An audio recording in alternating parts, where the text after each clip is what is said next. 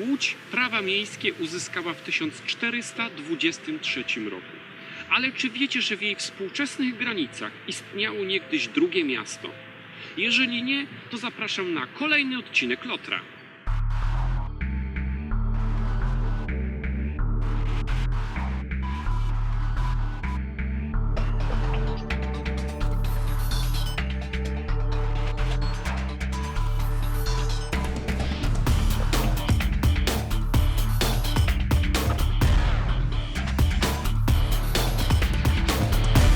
Tereny dawnej Łodzi należały do biskupów włocławskich, ale już kilka kilometrów dalej rozciągała się dziedzina metropolii krakowskiej. Widząc, że nowe miasto rozwija się powoli, ale systematycznie, biskupi krakowscy pomyśleli, no my też takie chcemy.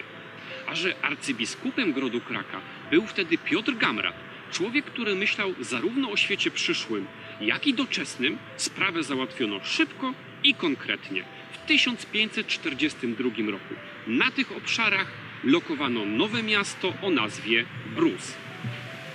Niestety, osadnicy zamiast zająć się handlem albo rzemiosłem, jak na mieszczan przystało, uprawiali ziemię. Nie pomógł przysłany burmistrz, którego zadaniem było ożywić rolniczą osadę. Brus pozostawał niewielką mieściną i w ciągu kilkudziesięciu lat utracił świeżo zdobyte prawa miejskie. Ale jego historia dopiero się zaczynała. W XIX wieku Brus przeszedł w ręce fabrykanta Ludwika Meyera. Ten zaś wybudował tutaj niewielką rezydencję, gospodarstwo rolne i fabryczkę. Po jego śmierci majątek przejął Alfred Biedermann, jeden z najbogatszych i najbardziej znanych łódzkich fabrykantów. Przez długi czas Biedermannowie mieli problem z zarządcą majątku. Dlatego też postanowili przekazać Brus w dzierżawę komuś pewnemu i stabilnemu. Postawili na wojsko. Może to właśnie udana współpraca z rodziną Biedermannów sprawiła, że w okresie międzywojennym wojsko polskie zdecydowało się stworzyć tutaj poligon i wybudować niewielki schron przeciwlotniczy, stanowiący także bazę zaopatrzeniową. Ten obiekt mógł wytrzymać uderzenie nawet 200-kilogramowej bomby lotniczej. Na całe szczęście przetrwał wojenną zawieruchę i dotrwał do naszych czasów, nie podzielając smutnego losu wielu podobnych wojskowych obiektów zmienionych dziś w gruzowiska.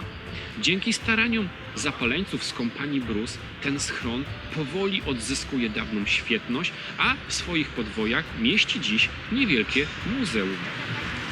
Dariusz Rzepecki, współzałożyciel Stowarzyszenia Kompania Brus. Dzisiaj możemy zobaczyć nowo przygotowane wystawy. Wystawa przeciwpożarowa, czyli wszystkie elementy takie jak bosak, wiadra, kilofy potrzebne po prostu w razie gdyby bomba zniszczyła wejście główne bądź przebiła w pewnych miejscach strop, żeby się odgruzować, żeby to wszystko usunąć i móc wyjść ze schronu. Taką wystawę przygotowaliśmy. Także elementy przeciwpożarowe takie jak gaśnice, tak, wiaderka, inne bosaki i tak dalej. To właśnie można na tej wystawie zobaczyć. Wystawa koszarowa łóżkami wojskowymi, można zobaczyć jak żołnierze na co dzień mieszkali tak w koszarach i tak dalej, właśnie w takim schronie takie pomieszczenia jak wyglądało.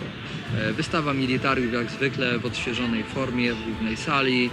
Można też nabyć pamiątki w sklepiku, które z tych funduszy wspieramy po prostu tutaj działalność stowarzyszenia, jak i dalsze prace, remonty.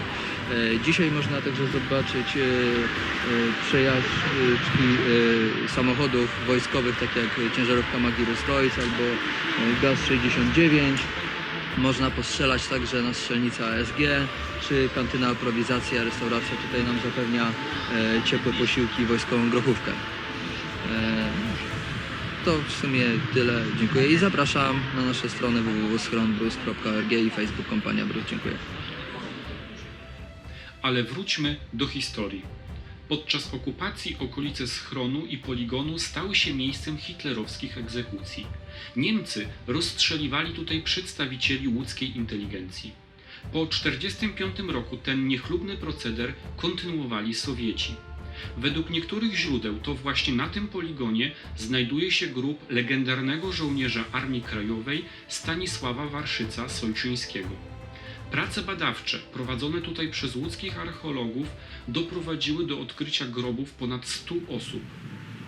Ale to jeszcze nie wszystkie zabytki maleńkiego Brusa. Koło linii tramwajowej 43, o której więcej dowiecie się z naszego filmu Gród rycerza Lutomira, znajduje się budynek ponad 100-letniej zajezdni. Mieści się w niej obecnie klub miłośników starych tramwajów w Łodzi, zajezdnia Brus. Jeżeli chcecie zobaczyć jej podwoje, to śledźcie uważnie strony klubu, aby nie przegapić dni otwartych.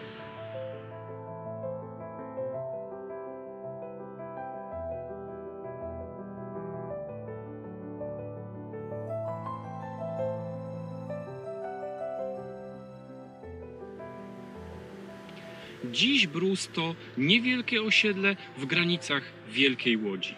Władze miasta zapowiadają budowę tutaj wielkiego kompleksu sportowo-rekreacyjnego, ale ja na te rewelacje patrzę nieco sceptycznie. Dlaczego? Ano dlatego, że kiedy byłem dzieckiem w późnych latach 80. na śmieciowej górce, którą widzicie za moimi plecami, miała powstać kolej gondolowa, która woziłaby mieszkańców Brusa na zdrowie i z powrotem. Później mówiono o ośrodku sportów zimowych, później o filii łódzkiego zoo i tak dalej, i tak dalej. Wypada mieć jednak nadzieję, że może takie oddolne inicjatywy jak ta kompanii Brus albo klubu miłośników starych tramwajów zmienią to miejsce i przyciągną do niego turystów, a my wraz z Lotrem będziemy mieli okazję przyjechać tutaj jeszcze raz. Do zobaczenia zatem w następnym odcinku Librarian on the Road.